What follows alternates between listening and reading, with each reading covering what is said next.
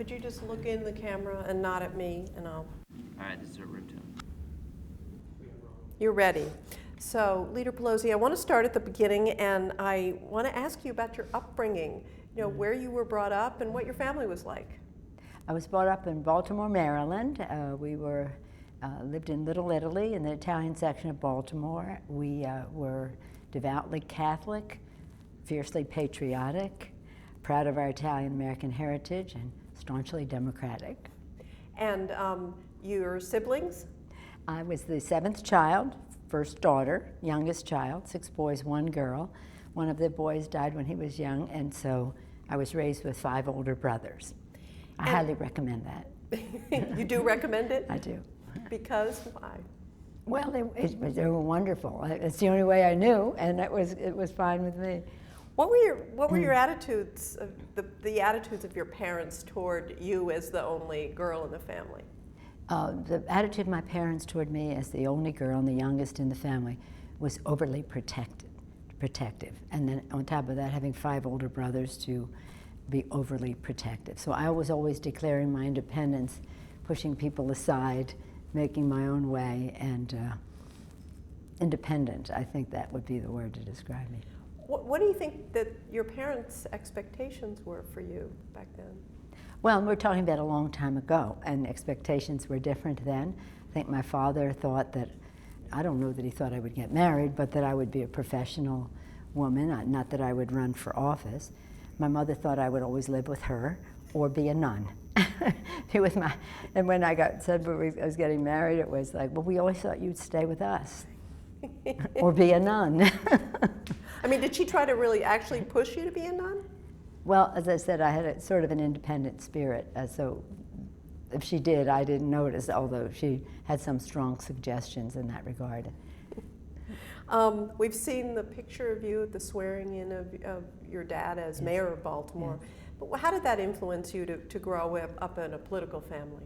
I knew right from that day forward that I didn't like to be the center of attention. I did not consider it, I was glad when it was over. I was thrilled to be swearing in my father. I had to recite a little speech, which the nuns taught me when I was in first grade. But the minute the spotlight was off, that was when I was happiest. So you didn't like it at first? No, I didn't. I was very shy. It's hard for some people to believe that, but I was the shy one. So in my involvement in politics over time was always behind the scenes or state chair, promoting others. What kind of an influence did your dad have on you? My father was a star. He was a great natural orator. He cared about people. He fought for them, and he was great, a great dad. I learned a lot of things just watching him. Learned how to win elections, things like that. Learned how to count. That was good. Count votes? Count votes. But my mother was a bigger influence. My father was the public figure, and so people think of him, but my mother was really the force. She was just absolutely great. She had lived, even in my generation, or my daughter's generations, my goodness, Lord knows what she would have been able to accomplish. Instead, she was in a very Italian-American, culturally conservative community. Very liberal politically, however. How was she a force? Well, she was a force. You can imagine having 7 children, raising 6 of them makes you strong. But she was a beautiful lady, and she loved her mother, loved her parents, and that was a lesson to us about respect for family. She was sort of like my father's unpaid assistant, organizer, community activist, and the rest. And she always taught us about public service really being very personal. My father taught of it being political and official. She taught us about it being very personal.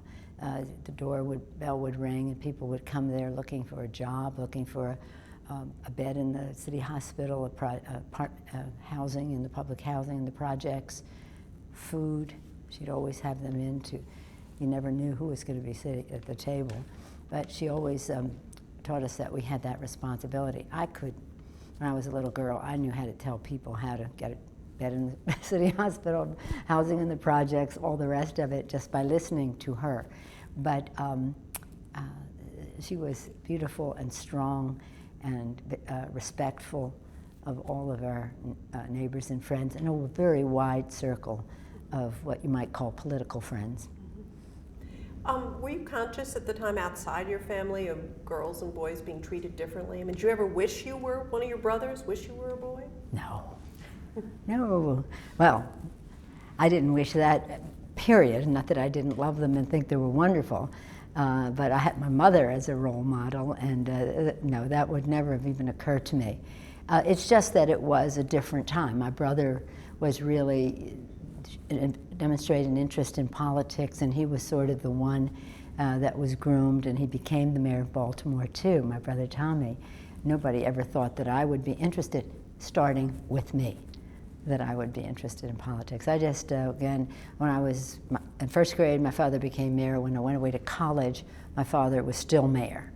So in the 50s, in my teenage years, I just wanted to rock around the clock, be normal teenagers. So you were married soon after college, yes. And began a family. Yes. 5 kids, 6 years. Right. That's pretty amazing. Yeah. Tell me about tell me about those days, your family life. Well, when I was married, my husband and I lived in Manhattan, which I loved. I loved New York, and so we were on top of the world there. We were out of college, living in Manhattan. We proceeded then to have 5 children. On the day I brought my baby, Alexandra, home from the hospital, that week, my oldest child, Nancy Corinne, had turned 6. So 5th child, 6 years old. Alexandra was the only child born in San Francisco. 4 of them were born in New York. What was it like? What's it like not to wash your face some days? It was busy. But fun. Oh my God, glorious. Sometimes when young women would come up to me in Congress, when I came to Congress, they'd say, "What's it like to be a woman member of Congress?" I'd say, "It's nothing like a newborn baby." It's great to be a woman member of Congress, but it's nothing like a newborn baby. Some people take issue with that, but that's what I think. You began your family just as the women's movement was taking off. Did that have any impact on you? I think it was a little bit further along by then, but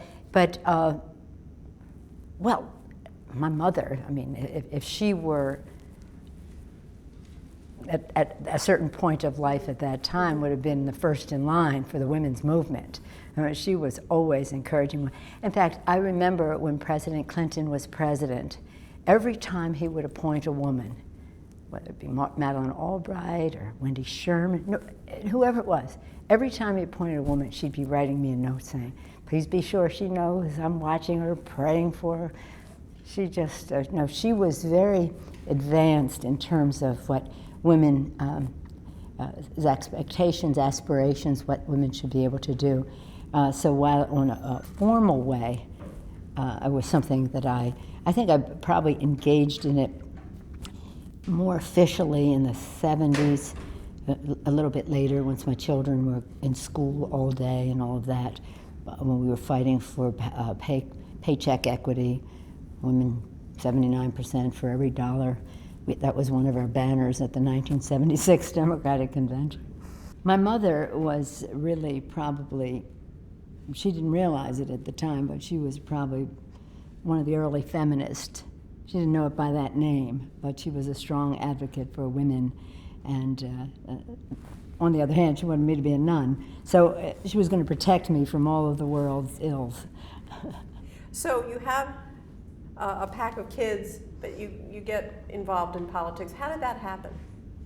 Well, it happened when I was a little girl, of course. You never walked into our home, as lovely as it was, without seeing on the table there at the entrance bumper stickers, placards, political pins, brochures, all the rest of that, whether it was a federal election, statewide election, city election, my father running for mayor, whomever. We were engaged in elections all the time. It was great. Campaigning was a way of life for us. The better part, of course, was after the campaigns to do the public service, but we never shied away from the fight. And so I always understood that we all had a commitment to public service that we had to honor, that it was a noble calling, public service was, and that we all had our role to play, and we had a responsibility to our community and to our neighbors. And that stayed with me, and of course I carried that with me. How I got back involved, I mean, I pamphleted with my stroller in New York, with my babies in the stroller, go door to door. It's hard to do in New York because sometimes they don't let you in the apartment building.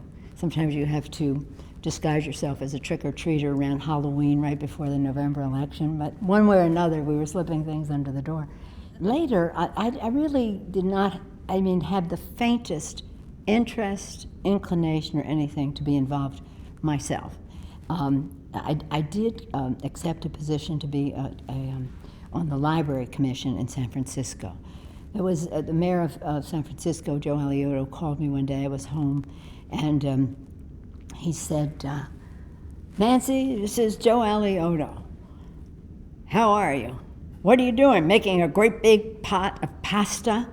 I said, "No, Mr. Mayor, I'm reading the New York Times." His wife loves when I tell this story. Because it was that time of the day when the children were home from school. They already had their snack. They were doing their homework, and I was always on call, but I also was reading the paper. So he called and said he wanted me to be appointed to the Library Commission. I said, "No, I love the library. I always volunteer, but I don't need any official title." And he said, "No, yes you do. Yes you do. You don't do these things and volunteer. You get an official title with it." And that's a lesson that I learned from him that I passed on to other young women as well. Be recognized for what you do. And when I went on the Library Commission, I loved it. And people wanted to know what my opinion was and how I was going to vote, and went to go out to the neighborhood libraries to hear how important libraries are important, because wealthier people buy their books. Other people go to the library, or they go there for research. At least they did in those days before all of the technology. Now they still do in a different way. But in any event, the lesson of that story was that be recognized for the contribution that you make. I tell that to young women all the time. So you went onto the Library Commission, and then you got more involved. What happened was the Library Commission, as with other public entities, was needing more funds. And somebody said to me, "Does anybody here know Leo McCarthy?" He was the Speaker of the Assembly in California. And I said, "I know Leo well. We can go talk to Leo." So we went to see Leo to see if we can get more state funding for public libraries, and then one thing led to another, and I was a big supporter of Leo McCarthy, and he became a big supporter of mine, encouraged me to be a party officer. I became eventually the chair of the California Democratic Party, all through Leo. He was really, if I had a California mentor, it was he. But that was the transition. It was, okay, I'm trying to do normal things that normal people do, but they're seeking a solution in government and therefore politics, so I know how to do that. You didn't see yourself as No. a public person, so tell me how that happened. Well, what happened was the path from the kitchen to the Congress goes as follows. As a supporter of Leo McCarthy, who was the Assembly Speaker in California, and as a friend of Jerry Brown, when Jerry Brown decided to run for president, Leo was his chairperson, his chairman. And so I said to Leo, you know, if Jerry wants to run for president, the California primary is far too late. It's in June. And by then we will probably have a nominee who can then dominate the party in California. Appointments that are made, delegate selection, national committee members and all, are made by the presidential at that time. It's changed now. So I said if he wants to run for president, he should run for president in Maryland. In Maryland, they had something on the ballot that said that if you're a recognized candidate any place in the country, your name is placed on the Maryland ballot. You can take it off or you can leave it on. So I said to Leo, let's talk to Jerry about leaving his name on the Maryland ballot, which he did, and we went, established a campaign, my brother and my father, all that, and friends, and he won. And then we went back to California, and Jerry Brown said, Nancy Pelosi was the political architect of my victory in Maryland, and boom. Then I became a national committee woman, a chair of the Northern California Democratic Party, chair of the party, But that was really the exit from the kitchen. What about the decision to put yourself out there to run for Congress? Well, that was not for a few years later. 76 is when Jerry ran for president. It wasn't until 87 that in the meantime I became chair of the party. We attracted the Democratic Convention to California. It was wonderful. We nominated Walter Mondale, and the first woman to be on a national ticket, Geraldine Ferraro, very emotional, Italian-American. We had a Congresswoman Sala Burton, who was my dear friend, and I loved her very much, as did my children and my husband. She had followed in her husband's footsteps, Philip Burton, who was a giant in the Congress. Then when he passed away, she became the Congresswoman. And then when she took ill, she encouraged me to run. She said, I want to support you. I want to endorse your candidacy. And it was nothing I had really even thought about. But she said, it'll make me feel better if you would say you will run, because she was not well. So I did, and within a matter of weeks, she passed away. So I was, just boom. Here, and I was thinking 2 years from now, she said, I'm not going to run for re-election in 2 years. 2 years from now, it was 6 weeks from now. So I talked about it with my husband and my children, especially my youngest daughter, Alexandra, because 4 of the children were already in college. We had one at home. Alexandra was going into senior year. She would be in senior year when I would take office. So I went with all the sincerity to my baby daughter and said, Alexandra, now Mommy has a chance to run for Congress. I don't know if I'll win or not, but what's most important to me is you, and if you want me to be here with you, that's a good decision. There's no bad decision here, or I can run for Congress. Either way, I'm happy. She said, Mother, get a life. I had never heard the expression before. This is 24 years ago. I never heard the expression get a life before, so I did in Congress, and she was okay with that. In fact, she said, what teenage daughter wouldn't want her mother away for 2 or 3 nights a week? She's very close to my husband, so it all worked out. Well, she has a point. A lot of political experts said you couldn't win the primary. You were called a dilettante. Yeah. What was your strategy? Well, the thing is that I'm never one to be characterized by somebody else.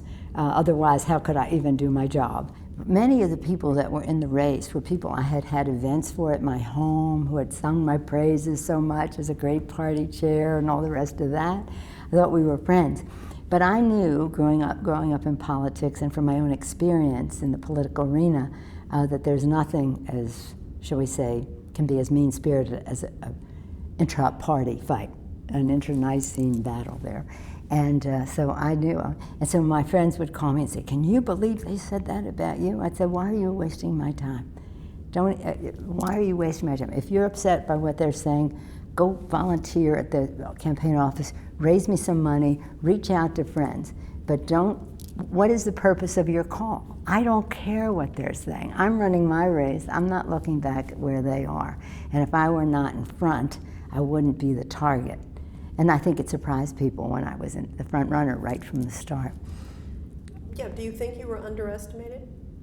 Well, either I was underestimated or they decided to take that tact. But they always underestimate women, or they try to characterize. And that's another message that I give to young women. Do not allow yourself to be characterized by them. There is no secret sauce. They always have this mystique. A man in a suit with a tie, okay, there's a given that certain things go with that. You have something very special to contribute. Have confidence in what your goal is, what your vision is about our country or our community, what your knowledge is about getting a job done with a plan to do so, and how you can attract support to do it. That's about leadership. And so I never let them bother me, but the more demeaning they would try to be, to me that just showed how desperate they were. So you get to Congress. It's still pretty much a boys' club then, Yeah. in the late 80s. Can you describe what that was like? Suppose you went to a dinner and there were like 435 people there, and so it's at about 40 some tables, and not two of them would be filled by women. That's what it was like. Not two of them were filled by women. It was overwhelming. And I think Barbara Boxer used to say, she said in the beginning they thought it was nice, and then they thought it was something different was happening. You mean having women there? Having women there. Yeah, I had a sense of responsibility. I think all of us who served then and now had felt that we represented our own districts. That was who sent us there, and that's who we spoke for. But we also felt a relationship with all the women in the country who cared about what we were doing in Congress. And later on, when I became leader, I more clearly assumed that responsibility. But it was, it isn't, I don't know how different it is now, but is there a time where you would go sit at the table and you'd make a suggestion and then they'd say next? The next person would make a suggestion. If it were a man, he said exactly what you said. He said, isn't that great? Let's go with what Joe suggested. And you think, well, I just suggested that.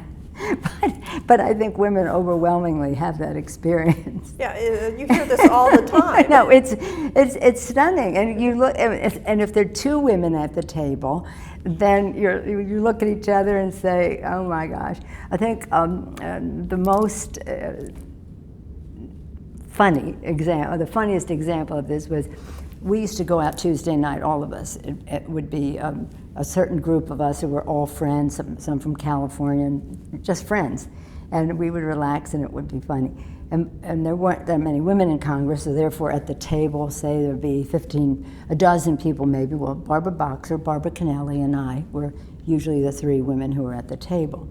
And you talk, you just jump in because nobody asks you what you think, never. So one night they start talking about when their babies were born. They were talking about childbirth. And they're going on, oh, I'll never forget it. I'll never forget it. They put on the green gown, went in, had the mask, the whole thing, and I brought my camera and I took pictures. You want to see the pictures? The other one would say, well, I went in 2 minutes, I was out the door, I was fainting and out the door. And they're going on, and we're looking at each other and to think, did it ever occur to them that we might know something more about childbirth and what it was like that day or evening than they do, or that we may not even want to hear about it, not be the part of childbearing and rearing that we want to talk about over dinner. And so when we confronted them with this, we understand that you never ask our opinion on anything, but do you think you could have turned around and say, what do you think? Well, what we would have thought is they sounded really like bozos. Well, I had on the green gown, I had on the mask, I had my camera. Oh, really? It was all about you, right? Here's a mom, here's a baby, it's all about you. So that was like the worst. A week or so later, we were at dinner with the loveliest man, Don Edwards. Don Edwards was a congressman from California. He was the floor leader for the ERA. He was the feminist of the men. And we were having dinner, and we were talking about a subject, and he turned to me and he said, what do you think, Nancy? And I thought, oh, Don, I mean, you have no idea what that sounds like. As a matter of fact, last week, told the whole story. Well, they were all at the table. They said, we never did that. We never did that. They didn't even know what they didn't know about what they did. Imagine. Yeah. Bozos. And some of them are my very best friends in Congress, but that just gives you some idea that they never even thought that we might have an opinion, or we might say we don't want to hear about it. Let's talk about that transition. At one point you were asked, you said, I'm not interested in leadership. Yeah. I'm just early on, yeah. Early on, I'm not interested. So how did that evolve?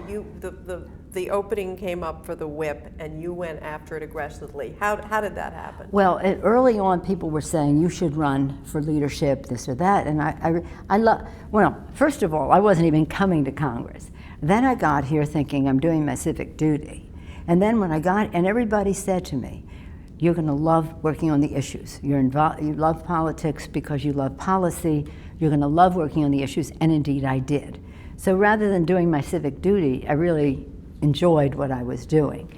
And I took a deep drink of it. You know, the Appropriations Committee, I focused on policy, the Intelligence Committee, security, all of that. I loved all the learning that went with it, and then the judgment it gave you once you knew all this. So I was steeped in the policy, and that's what of course, there is no honor that I will ever have in Congress that equals stepping on the floor every day representing the people of San Francisco. So I love my district, I love it's almost two jobs, legislative and representative.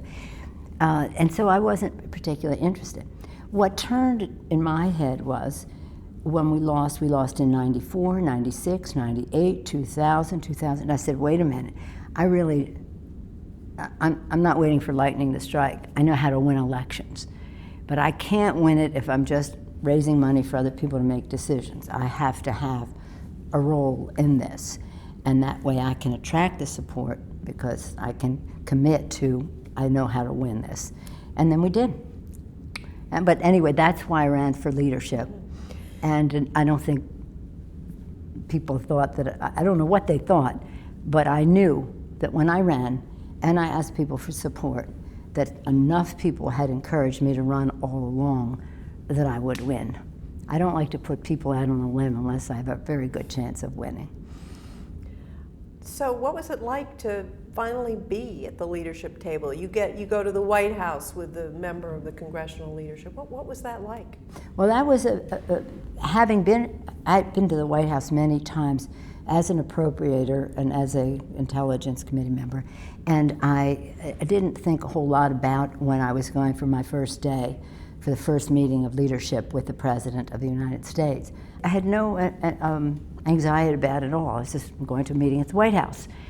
So when I got there and the door closed behind me in the room where the meeting would be, the President, the Vice President, the House and Senate, Democrats and Republicans, table of 10 approximately, and the door closed behind me, I realized that this was unlike any meeting I had ever been to the White House. In fact, it was unlike any meeting any woman had ever been to the White House. At the table as a representative of the Democrats, not appointed by the President, however wonderful that is, but nonetheless in my own right, in the right that my members had given me, not beholden, not derivative from the man at the head of the table, the President. The President was gracious, President George W. Bush. He was gracious, as he always is. He's very lovely, welcoming me, looking forward to working and he was saying something to the effect of, we look forward to hearing your views. I'm sure they'll be different than some of ours, ha ha. And as he was speaking and then got into talking about a legislative agenda, I could feel very closed in my chair, very, very closed in.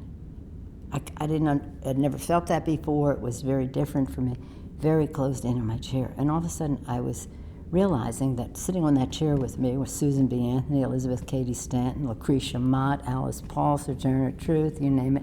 They were all on that chair. And then I could hear them say, "At last we have a seat at the table." And then they were gone. And my first thought was, we want more. We want more.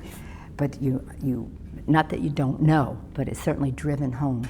The fact that we stand on the shoulders of so many women who fought so hard in times that were so, shall we say, unfriendly to women hitting the road to talk about women's rights and women's right to vote 150 years before or longer. And the shoulders now that other young women stand on of ours and the responsibility we have to those who went before and those who come next, and the women who are out there now. As politicians rise in leadership, they frequently become targets. I think that's particularly true for female politicians. Yeah. What was that like? What happened as you became more, powerful and more public, I guess? Or more effective. I think one of the reasons that people become a target is if you're effective. If you're not effective, who cares? But we took on some mighty special interest here, whether it was energy, whether the oil industry, some on Wall Street, the health insurance industry, you name it. We passed the biggest consumer protections in history. We passed health care reform, make health care a right, not a privilege. No longer being a woman is a pre-existing medical condition. We passed Wall Street reform, as I mentioned, took on the giants, passed a magnificent energy bill that President Bush signed, made a big difference. We haven't finished with our climate change aspects of it. But when you show that you can get a job done, because these people had ruled, they had ruled, and people had said, you'll never get a health care bill passed, you'll never get an energy bill passed, you'll never get a Wall Street reform passed, but we did. We did many things that I'm very proud of, including every step of the way trying to end discrimination. Discrimination of women in the workforce with Lilly Ledbetter, the first bill the president signed, and ending his first 2 years, the president, President Obama's repeal of Don't Ask, Don't Tell, very important. So when you are effective, you are a target. And I was effective policy-wise, says she immodestly, but also politically. I mean, I know how to raise the money and make these, shall we say, clear-eyed decisions you have to make about winning, and that's how we won the House in the first place. So you become a target, and then they'll use any, you're responsible for everything. My gosh, if it rains, if it doesn't rain, it's all your fault. Well, there are particular ways in which women become a target? What I see that they do to women is to trivialize what women have accomplished, to give the impression that they don't know the recipe for the secret sauce that only men know, that they undermine them in their strengths, which is a high ethical standard, and bring fresh eyes to the subject. They call that inexperience or naivete, but whatever it is, they try to undermine. And it's really unfair because I think it's in everybody's interest, Democrats and Republicans, to have many more women in all parties representing in Congress and in government and in business and across the board. I don't think there's anything that has been, I know that nothing has been more wholesome for our political system, for our government, than the increased participation of women. You became a particular target, especially when you became minority leader. You became the woman they loved to hate. Yeah. You're talking about when I first became minority leader? Yeah, when you became minority leader, you were a lot of nasty things said about you. Yeah, always. Yeah, well, I figured, I took that as a badge of honor. I considered the source, A, and B, that if I weren't effective, they wouldn't be wasting their time on me.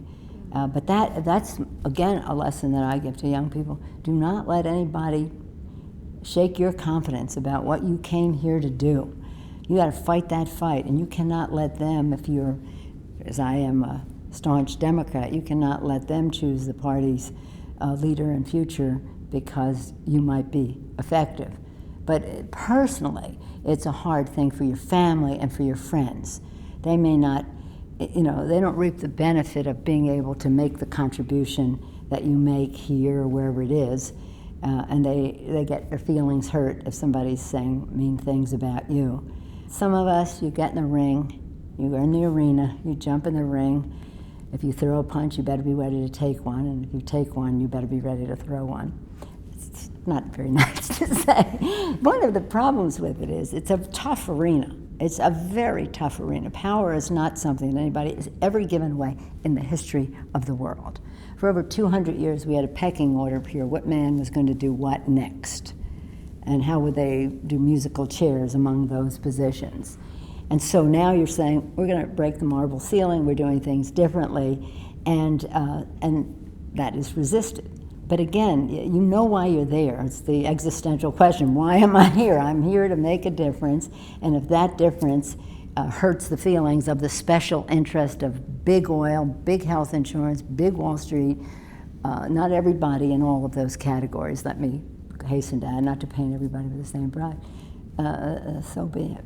Do you think that sometimes women have trouble dealing in that very tough arena? Well, I think that whether women have trouble dealing in it, it's not an appealing aspect of what we do. And so what I'm trying to say to them is, you are needed here. It's urgent for more women to be involved in government and politics. So come on over and we will what I keep saying to women is you've got to watch each other's backs more carefully. I mean, I had tens of millions of dollars spent against me. I have a very thick skin. I eat nails for breakfast, I put on a suit of armor, and I go into battle. A lot of people don't do that. And they don't want to do that. They want to come in and play the role that they play. But if they want to emerge, they have to understand that they've become a target. And we have to watch women's backs in politics, because I know the world is competitive in business and an academic world and all the rest, but this is a very tough arena. Talk to me about, after several elections, your move to bring Democrats back into the majority. Well, in 2006, again, one of the reasons that I'm not always lining up everybody as a friend is because I wanted to do things differently. And we said we wanted to take a private sector approach. So if you're number 2, how do you get to be number 1? And it required great discipline to do it, to all stay on the same page with the same message, to have our timing be such that some people we were uncomfortable with, they wanted to go faster or this or that. But nonetheless, from our private sector, this is first you do this, then you do that, you do everything in its time. You had a plan. We had a plan, and the members placed confidence in us in the plan. And President Bush gave us a gift. He went out there to say he wanted to privatize Social Security, and so that was one path. And then we had a couple other paths that reinforced each other and served us well. But it was about a plan. It was about singing from the same, not only the same hymnal, but the same page. And it was, everybody knew the role they had to play. And it was cold-blooded, clear-eyed, and effective. And then when we won, it was a great victory. And then I was elected by my colleagues to be Speaker. But the fact that I was the first woman Speaker was pretty exciting. For me, it was just really important that the Democrats win. Even when I was in leadership, I never thought I was going to be Speaker. I thought Dick Gephardt would be Speaker. But then we didn't win, and then it was up to me to carry the ball, and I knew how to do that. So, there have been, 237 women in Congress, in the House of Representatives. You're the first, the only woman to be the Speaker of the House. Tell me about that day. For me, the excitement was that the Democrats were winning the majority in the Congress. I was overwhelmed by messages from around the country, and what was particularly satisfying to me was that I had so many communications from fathers of daughters saying, now my daughter has another opportunity, thank you. And that was great because the moms always have confidence in their daughters, but having the dad say that was really great. And that picture of you with all the children, tell me about that. Well, when I received the gavel, they asked me if I wanted to have my grandchildren with me on the podium. Maybe they didn't ask, maybe I asked. I don't know how it evolved, but I was going to have, my grandchildren were going to be on the podium with me. But when they came up to the podium, I could see it in the eyes of the kids out there that they wanted to be there too. So I said, well, all the children come up. And they scampered up. Democratic children, Republican, well, children are children, but from both sides of the aisle, shall we say. From both sides of the aisle, they scampered up there. And it was pretty exciting because for me, my whole interest in politics is an extension of my role as a mother. My role in politics is about what we do for our children. That's it. It's about them, it's about their future, it's about their health, their education, the economic security of their families, clean and safe neighborhoods, world at peace, economic security. And so for me, the best thing was to be able to gavel it in the name of all of America's children, our poorest children. That to me was the important thing. You talked about breaking the marble ceiling. And you said the sky's the limit. The number of women in Congress really hasn't increased at all. In fact, I think it's decreased a little bit. Why do you think that is? Well, a couple of things. First of all, we had a big spurt. And spurts are that, you get a big spurt, and then can you sustain that?